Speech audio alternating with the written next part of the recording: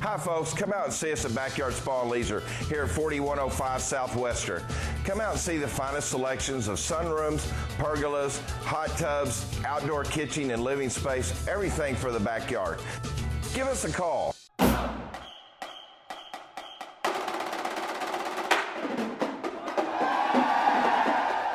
Hey, welcome to Pigskin Review. This is our first week of football action. We've got, thank you for our studio audience to be here.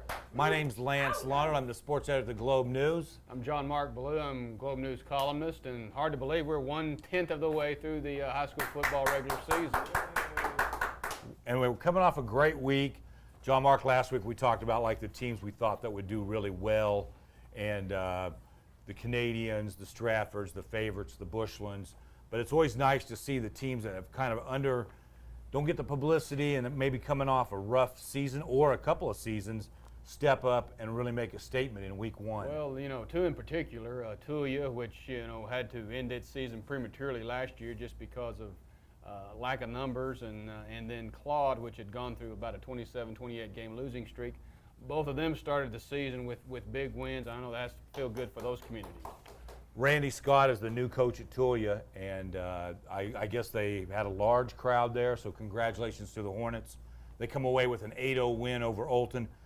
Doesn't get any easier this week for them as they travel to New Deal, right, which is one of the powers. But hey, way to go, guys. And then Claude, like you said, I think it was 28, John Mark, that they ended with Anton. So yeah, Lance, off the top of my head, I remember McLean back in the 80s might have had a 40-game losing streak. So this was probably the longest losing streak up here in, you know, 20-something years. So it's gone now. It's a big monkey off of the back of Claude, and now they can go, and I believe they play Nazareth this week. Right, Naz, and hey, Naz took one on the chin to Spearman. So I mean, who knows what's going to happen? That's right. And then you did a great story one time, if you remember. Bovina had an extensive losing streak. Bovina did, yeah, they did. They was in the 20s too, and so you know, it's always good for those teams to finally, you know, it usually goes on for a couple of years, and to finally get that first big win and then kind of take a big sigh of relief. Walk around the school, walk around town with their chins up. So hey, anyway, congratulations to those two schools. Let's get into a small school game right away, John Mark. Highland Park at Arbor Academy, two of our schools around here in the metro area of Amarillo, and both trying to find their way right now. Arbor's a private school, but they went down to McKinney, came away with a 14-6 win, while Highland Park is trying to get that thing turned around. Did take a loss to Vega, 18-8, but a good matchup. Well, it's got a new coach, and I believe Jason Prophet at Highland Park, trying to turn the culture around there, which is never easy to do. Right. And against a team. And new, we mean he started last year, and he's building it up. And so, you know, and so Arbor provides a pretty good test for them, and if Arbor wins, they're 2-0, you know, and for Highland Park, a win would mean, you know, a good shot in the arm for them. Yeah. Let's give Canadian props right away. We talked about them a lot last week, and they came into town, played River Road, ended up with a 44-0 win. The lopsided score surprised us all. Well, I think, you know, last year River Road gave them fits and nearly pulled off an upset, and I think that, combined with the fact that we have a new coach up in Canadian, and Chris Keding, Kyle Lynch went to be superintendent.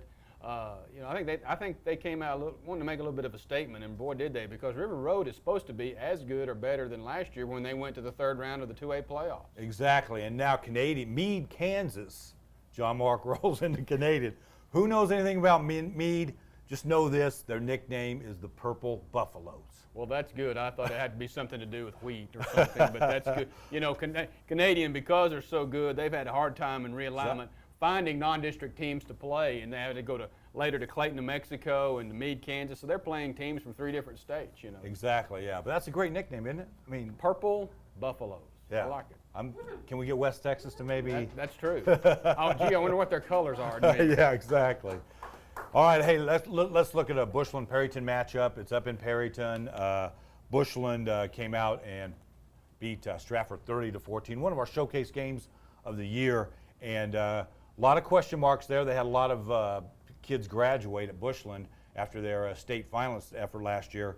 And Tate Rhodes, the wide receiver, and Brett Wilhelm, their quarterback, looks like we got a nice combination down there. That really surprised me that they beat Stratford as handily as they did, because they lost so many kids from last year. But that final may have surprised me as much as anything.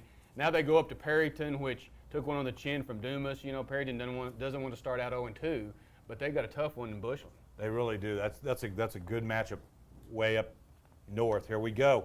Hey, by the way, I had a rare light Saturday, so I took a massive road trip down to Tyler, Texas for the weekend. That is a long road trip. That is an 8 or 9 hour drive, and watched Euless Trinity, John Mark, #1 team in the nation, USA Today, #1 in the state, play Tyler Lee on an ESPNU. Had a chance to write some little note stuff for ESPN coverage, which I had a good time doing, and they won 35-0.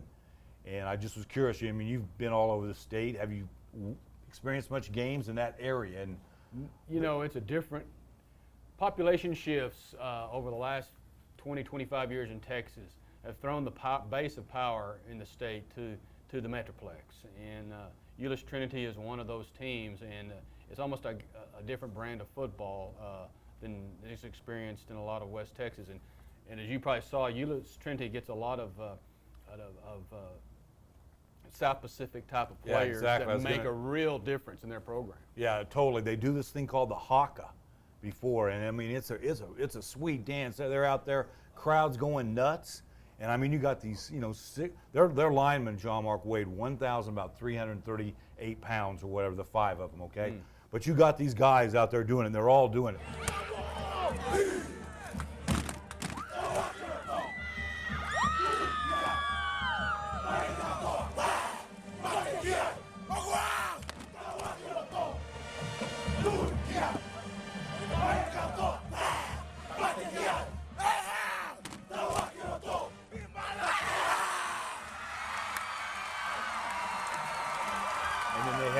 Along with that outstanding lineman that most of those guys played, then they had a kid named Brandon Carter, already committed to OU. So the whole package was on display, 35-0. You know, I thought I'd throw it out, something different. I'd never experienced that. Am I dead tired still 3 days later, getting old? Yes. But maybe we can get a Panhandle team to do the Cotton Eye Joe or something. Well, I thought we could get your Lear and we could fly down there next time, okay? Something different. Yes, something that speaks to our culture up here. Exactly. And hey, we begged you guys last week for to get some props on our set.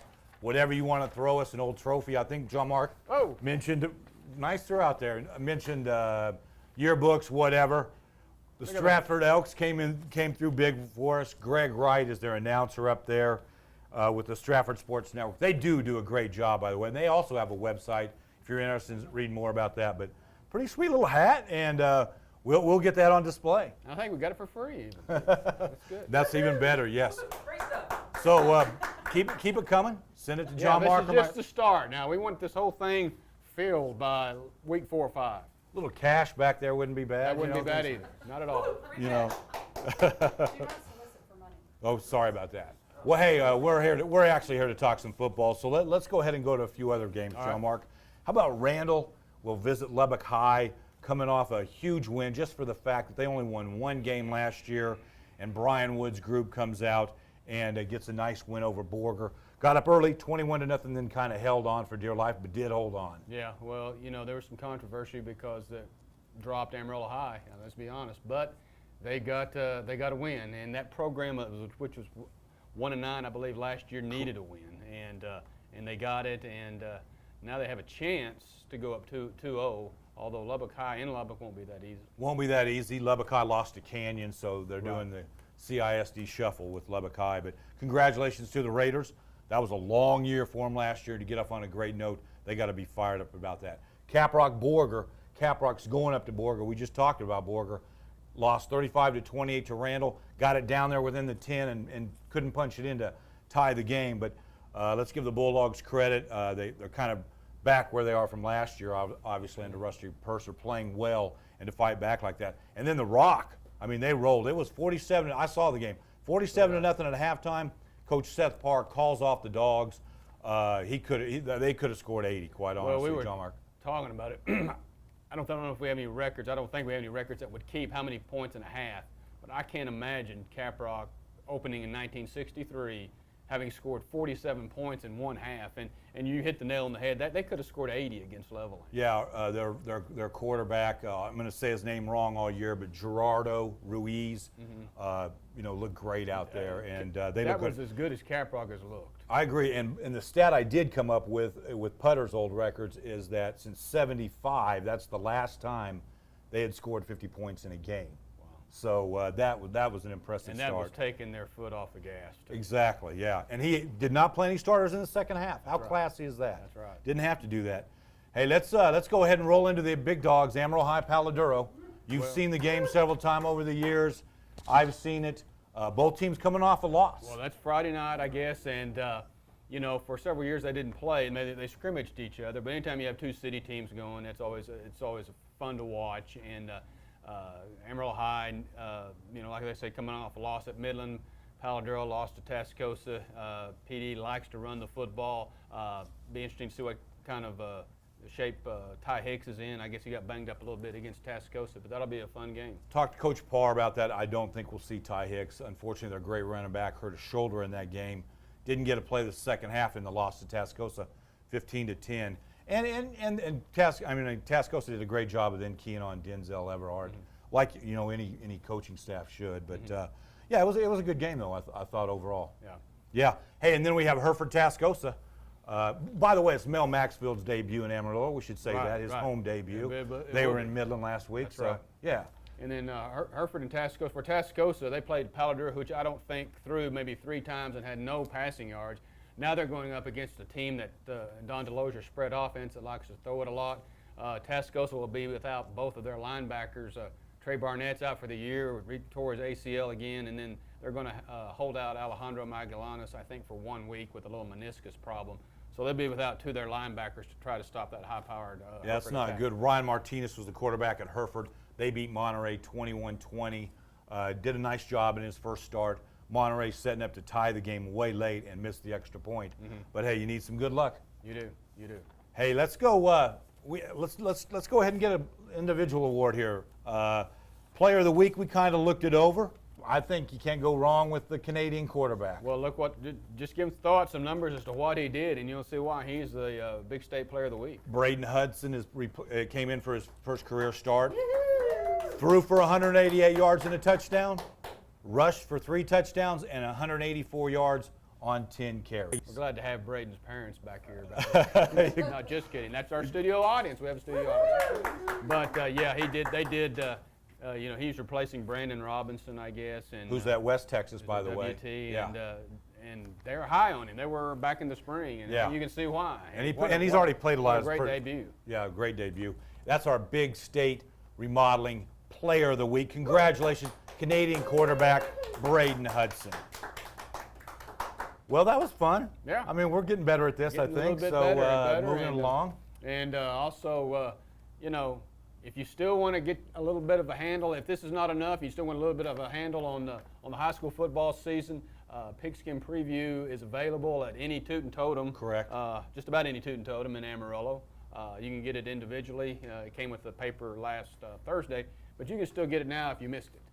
And also, Lance, you guys do a great job on Amarillo.com every Friday night. If you want to know what's going on, updated live scores, you can find those.